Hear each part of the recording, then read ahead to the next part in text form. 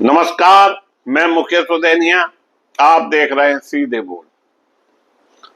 CEC Gyanesh Kumar के खिलाफ फिर से प्रस्ताव की तैयारी कर रहा है विपक्ष। सीईसी ज्ञानेश कुमार के खिलाफ जबरदस्त मोर्चा खोलना चाह रहा है विपक्ष। लंबी बहस और मतभेदों के बीच शुक्रवार को संविधान का 1 से 31वां संशोधन बिल लोकसभा में गिर गया। यह बिल गिरते ही पूरी भाजपा तिलमिला गई।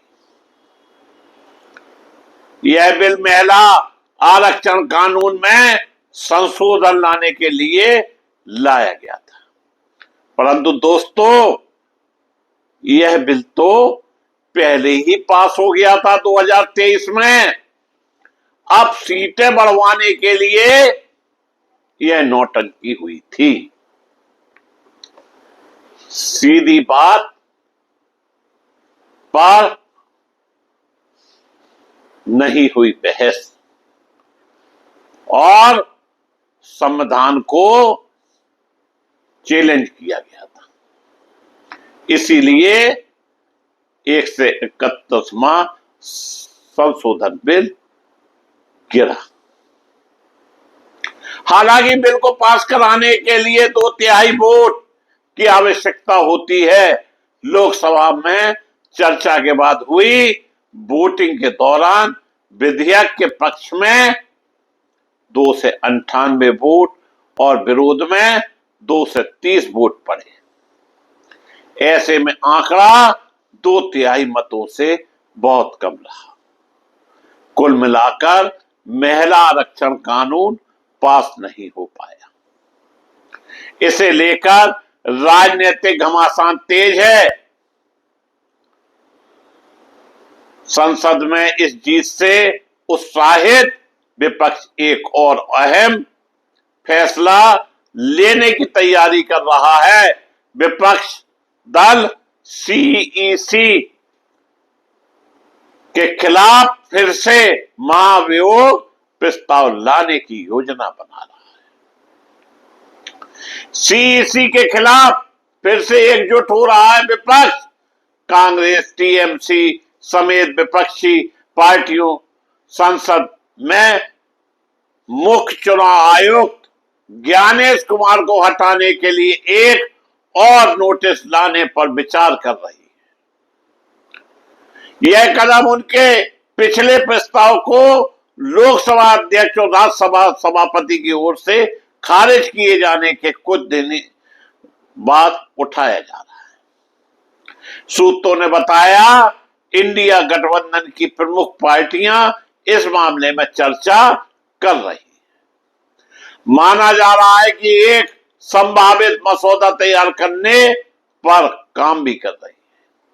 महाभियोग प्रस्ताव लाने की प्लानिंग विपक्ष की ओर से इस मुद्दे को फिर से उठाने का फैसला इस बात पर आधारित है क्योंकि दोनों सदनों के पीठासीन अधिकारी ओम बिरला और सीपी राधाकृष्णन ने अपने आदेशों में स्पष्ट कारण बताए थे कि नोटिस क्यों खारिज किए जा रहे हैं। ऐसा माना जा रहा है दोस्तों कि दोनों पीठासीन अधिकारियों की ओर से बताई गई कमियों को दूर करके नोटिस फिर से जमा किए जा सकते हैं। सूत्रों ने बताया कि बातचीत अभी शुरुआती चरणों में है और इसे अंतिम रूप लेने में कुछ समय में लगेगा। सीईसी ज्ञानेश कुमार की क्या बढ़ेगी मुश्किलें? देश के मुख्य चुनाव आयुक्त ज्ञानेश कुमार के खिलाफ दबाव बनाने की ये विपक्ष की एक कोशिश भी हो सकती है। ऐसा इसलिए क्योंकि चुनाव वाले राज्यों में जैसे पश्चिम बंगाल में एसआईआर, वरिष्ठ अधिकारियों से जुड़े विवाद सामने आए। इससे पहले कई अन्य राज्यों में भी इसी तरह के विवाद सामने आए थे। ऐसे में विपक्ष का नया प्रस्ताव लाने का विचार एक राजनीतिक कमेंट्स का प्रयास भी प्रतीक हो रहा है। सीईसी के खिलाफ मोर्चा खोलने में टीएमसी सबसे आगे। हालांकि इस मुद्दे पर विपक्षी पार्टियों के बीच आम सहमति है, लेकिन तृणमूल कांग्रेस इस पहल में सबसे आगे रही, जहां पिछला नोटिस लोकसभा और राज्यसभा दोनों में जमा किया गया था। वहीं विपक्ष को अभी यह तय करना बाकी है कि क्या इसी तरीके को अपनाना है या नई याचिका के लिए किसी एक सदन को चुनना है। संसद में जीत के बाद विपक्ष बना रहा है रणनीति। विपक्ष की ओर से मुख्य चुनाव आयोग के खिलाफ दोबारा याचिका दायर करने पर यह चर्चा ऐसे समय में हो रही है जब मोदी सरकार को परिसीमन और महिला आरक्षण से जुड़े संविधान संशोधन विधेयक पर लोकसभा में सशक्त का सामना करना पड़ा, यानी हार का सामना करना। माना जा रहा है कि जिस तरह से विपक्षी एकजुटता ने संविधान संशोधन बिल के खिलाफ एकजुटता दिखाई, सीईसी के मुद्दे पर भी कुछ ऐसी ही हालत बन सकते हैं। फिलहाल देखना दिलचस्प होगा कि विपक्षी गठबंधन इस मुद्दे पर कब और कैसे आगे बढ़ता है। दोस्तों, जिस तरह से देश में कार्रवाई हो रही है और सीईसी ज्ञानेश कुमार के खिलाफ विपक्ष महाभियोग का प्रस्ताव लाने को व्याकुल है, निश्चित तौर पर यह मान लीजिए कि अगर जिस तरह से वोटिंग अभी हुई है, अगर इसी तरह से वोटिंग हो गई तो विपक्ष अपने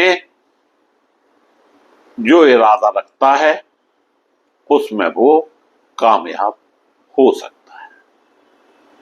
जिस तरह से सीईसी मनमाने ढंग से पूरे देश में अपने ढंग से चुनाव करा रहे हैं, विपक्ष चिल्ला रहा है, लेकिन उसके ऊपर कोई इसका फर्क नहीं पड़ रहा है। अब देखना यह है कि आगे होता है। आज के लिए इतना ही, बाकी फिर मिलेंगे आपसे।